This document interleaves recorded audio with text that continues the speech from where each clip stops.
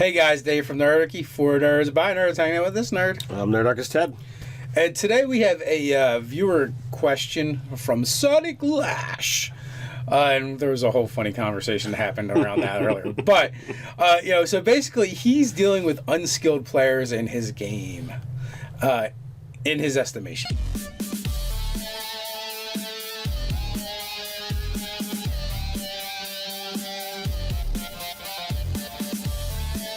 Well, if you're an unskilled player and you want to get weekly gaming tips delivered to you, why don't you jump down to the description below, sign up for Nerdarchy, the newsletter, and not only will you get those gaming tips, but you'll also learn how to game with us. So one of the things that Sonic Lash is talking about here is a scenario where he's got 3 players. It's you put them up against a CR3 challenge, Displacer Beast, they're 3rd level. He's like, it should be a cakewalk. Now they're okay. So the CR system is a little wonky in 5th edition. So I will say, 3-3 they match up. It should be okay. But the truth of the matter is, you always have to go by the XP budget. And there is one factor that you might be missing, and that is the fact that if you have a party of 3, which is less than 4, it actually changes the XP budget. Right. I think it moves it up by 50%. I believe so. I could be mistaken. So that actually changes the difficulty of the encounter. What's the Displacer Beast actual number for 700? Yeah.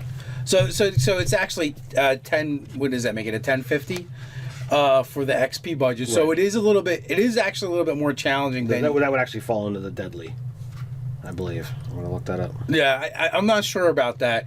And to me, in some ways, the idea that your players don't play optimally as a GM is a gift, because that means you're going to be able to do things with them for longer that maybe you wouldn't necessarily be able to do.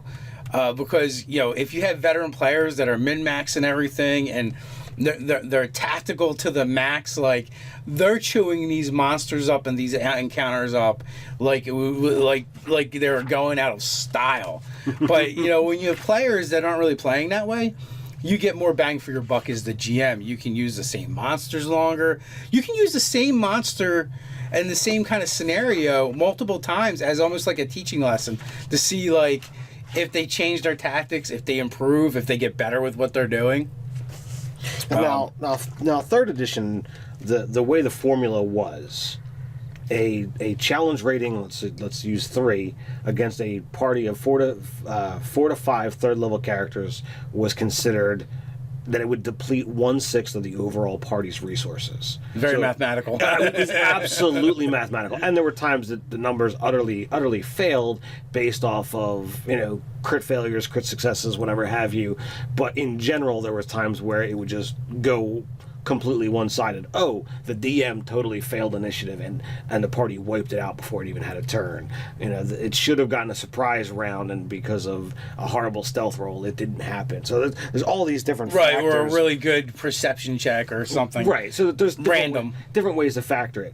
I think too many people have been playing long enough that they went from 3rd to 4th to 5th, and they saw that, oh, this has got a challenge 3, so they're just assuming that it's designed for a 3rd level party, and in some cases that's not the case. They might have missed the factor of, well, I've only got 3 people in the party, so therefore a challenge 3 is actually going to be far more challenging for the situation. Right, we don't have any of the details of the encounter either. We don't know, did the Displacer Beast surprise them? Did the players have a bunch of bad rolls? Did the GM make a couple crits? Because that changes things real fast in the game and in the scenario.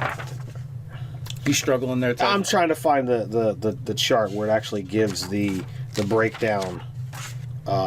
See, we don't even use XP in our games. It's whatever, XP. Well, yeah, and truth be told, in our game, we just level the party when we feel that it's time. And there's sometimes it's been 3-4 sessions. Other times it's we played 1 session. Go ahead and level again. I do do an XP budget. I figure out what the XP budget is for my players before I set up my my game, and what I essentially will do is like I just list like easy, medium, hard, and deadly, and and the numbers for each of them for my players at that level, so that and I put that right at the top of my notes.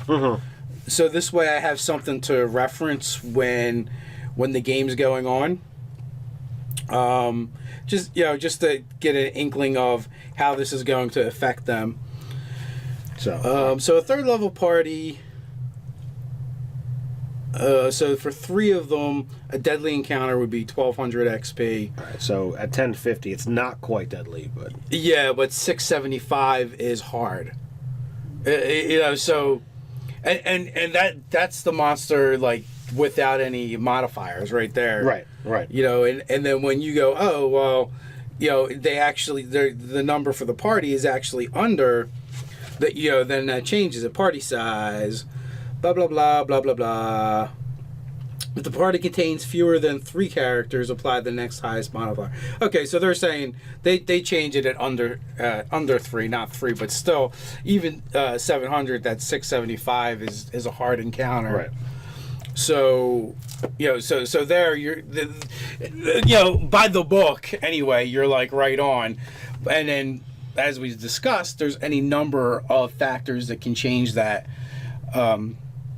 Luck with the die rolls. Again, bad tactics, absolutely. Are the party doing things that like cut themselves off from help? Do you have a rogue that is attacking the monster and he doesn't have an ally adjacent to it, so no sneak. So he's not getting a sneak attack every round. Like there's all these different things, but again, I don't see it as a problem. Dude, it's a blessing in disguise.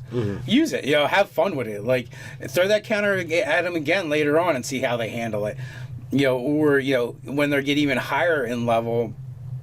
You could throw it at them, and now it's a cakewalk. When where at third level they 2 of the players almost bought it. So it's a way to show them improvement. And, displacer bases aren't really any joke either. They're not. I mean, at a challenge 3, they have 85 hit points. The natural displacement. They get 2 attacks that essentially are going to do a total of 2d6 plus 4 damage. That's enough that if you've got. Yeah, you hit twice in a round against one player. 4d6 plus 8. And third level, you're looking at, even a fighter at third level is only 12, 22. If you got a good con, 30 hit points. Like, 4d6, max is 24. And it's not really hard to get that far off. Plus 8, that you could literally drop a fighter in one round. Right. With that attack. Now, if you're looking at the rogue, he's got even less hit points. Right. So dude, I think your players were. I think everything seems to be on par, and maybe they could have handled the situation a little bit better. But like I said, bad rolls, all that stuff, and even if they are unskilled players and they don't use tactics and stuff like that, these are learning experiences that hopefully, as they play the game more, they're going to be able to grow. Right. So as far as things that the players can do, if you think that their characters are more equipped to deal with a situation than they're actually acting, you're more than capable of saying you can do this instead when they say they have an action, and try to help them out on it if the players have tactical situations that are mechanically there that they're not exploiting. Out of game, talk to them about it and try to get them to pair up those mechanics. Oh, this guy does better if he's got an ally within 5 feet. Okay, make sure that happens. Make sure, all right, well, the rogue can hold his initiative until the barbarian charges in. Well, now the barbarian's going to soak up those attacks while the rogue goes in, and now he's able to sneak. So that's just... Well, yeah, because here comes the thing, right? Player knowledge versus character knowledge. Usually we have the difficulty with players using too much knowledge, but it can go the other way where the player doesn't use enough knowledge because you're not really a warrior born in a fantasy setting that's been fighting for his life all the time. So, in my opinion, it is okay as the DM to step in and go, hey, these are some other options, some other ideas that your character might be aware of that you're not. Or you can totally flip the script and have fun with it and let the players like come up with reasons why they suck at things, that maybe they should be good at. Like you could totally turn it into in-game stuff, and and if they play it, well, give them inspiration for it or something. Right. Like as long as everybody's having fun, like it doesn't really matter. They're like I would never try and tell a player they're playing the game wrong. Right. Just because they're not using their character in the most optimal way. Optimal is not something that Nerdarchy really cares about. We play this game to have fun, and you're more than welcome to play D&D or any role-playing game however your group enjoys. But that being said, if they're having less fun because the challenges you think you're putting out there are on par and they're getting their butts kicked, then we need to balance the scales in some way, shape, or form. Yeah, make it fun. You just gotta find the fun for your game and whatever that is. Right.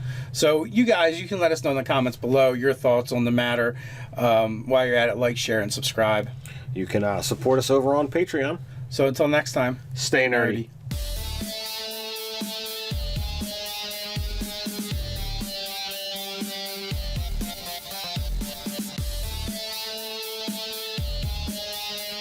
Which is less than 4, it actually changes the XP budget. Right. It I think it moves it up by 50%. I believe so. I could be mistaken. So that actually changes the difficulty of the encounter. What's the Displacer Beast's actual number for 700? Yeah. So it's actually 10. What does that mean? Now they're okay. So the CR system is a little wonky in fifth edition. So I will say, 3-3, they match up. It should be okay. But the truth of the matter is you always have to go by the XP budget. And there is one factor that you might be missing, and that is the fact that if you have a party of 3, hey guys, Dave from Nerdarchy, 4 nerds, by nerds, hanging out with this nerd. I'm Nerdarchy's Ted. And today we have a viewer question from Sonic Lash. And there was a whole funny conversation that happened around that earlier. But, so basically he's dealing with unskilled players in his game, in his estimation.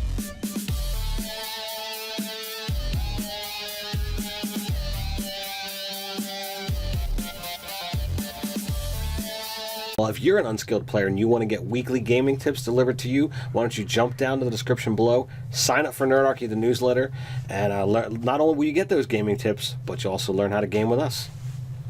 So one of the things that Sonic Lash is talking about here is a scenario where he's got 3 players. It's you put him up against a CR3 challenge, Displacer Beast, third level.